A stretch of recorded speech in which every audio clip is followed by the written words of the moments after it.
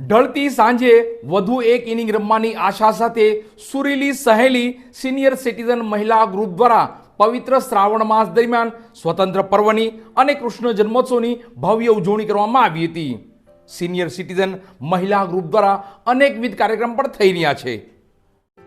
સુરીલી સહેલી senior citizen મહિલા group દ્વારા પવિત્ર શ્રાવણ માસ દરમિયાન સ્વતંત્ર પર્વની અને કૃષ્ણ જન્મોત્સવની ભવ્ય અને ઉત્સાહભેર ઉજવણી કરવામાં આવી હતી.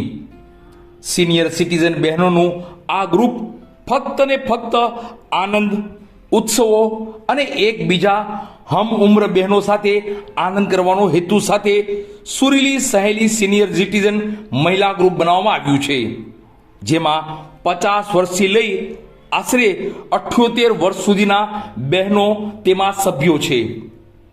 હાલની ભાગદોડ ભરી જીવનશૈલીમાં લોકો પાસે પારિવારિક જીવન રહ્યું જ નથી, યા તો પરિવારના સભ્યો પાસે સમય નથી.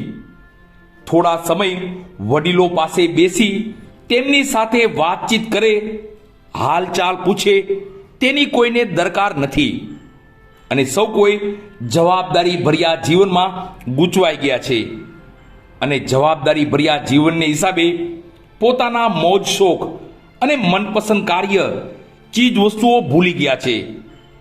ક્યારે કોનો જન્મદિવસ છે, કોઈ ખાસ દિવસ છે તેની પણ કોઈને ખબર રહેતી જ નથી.